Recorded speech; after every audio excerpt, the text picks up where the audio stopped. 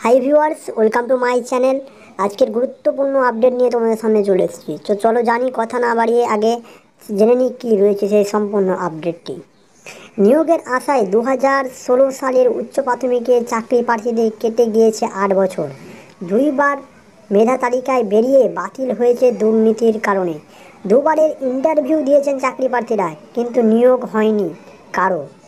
অবশেষে দ্বিতীয়াতে হাতে নিয়োগপত্র পেলেন চাকরি প্রার্থীদের একাংশ। শুক্রবার 102 জন চাকরি প্রার্থীকে কাউন্সেলিংয়ের জন্য ডাকা হয়েছিল।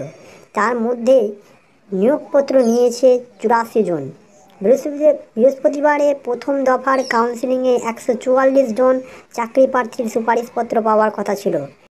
102 জন নিয়োগপত্র গ্রহণ করেছেন। 2 দিনের মিলিয়ে এত সংখ্যক প্রার্থী অনুপস্থিত কেন? উত্তরে এসএসসির কর্তা জানিয়েছেন, অনেকে অনুপস্থিত ছিলেন, আর বেশ কয়েকজন অন্য কোথাও হয়তো চাকরি পেয়ে গেছিল, তাই তারা আসেনি।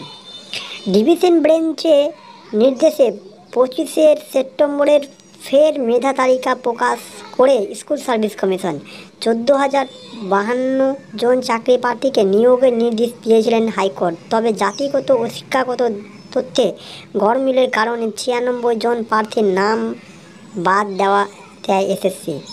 প্রকাশিত মেধা তালিকার ভিত্তিতে বৃহস্পতিবার থেকে সুপারিশপত্র পেতে শুরু করেছেন উচ্চ প্রাথমিকের চাকরি প্রার্থীরা। হাতে পাওয়া সুপারিশপত্র নিয়ে চাকরি প্রার্থীরা নির্দেশিত স্কুলে গেলে স্কুল কর্তৃপক্ষ তাদেরকে নিয়োগপত্র দেবেন। এই রয়েছে সেই তথ্যটা, যেটা আমরা কিছুদিন আগে থেকে যেটা বেরিয়ে এসছে, কিন্তু সেই তথ্যের উপরেও কিছু গড়মূল বেরিয়ে যাওয়ার পরে সেই নিয়োগপত্রগুলোকে আবার আটক করা হয়েছে।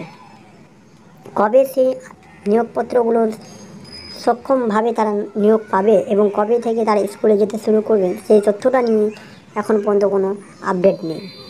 যদি কোনো আপডেট উঠে আসে সেই সমস্ত তথ্য নিয়ে তোমাদের সামনে নিয়ে আসবো। আজকে পর্যন্ত এইটুকু। নেক্সট একটা ভিডিও দেখা হবে। সকালে ভালো থেকো। থ্যাংক ইউ, ধন্যবাদ।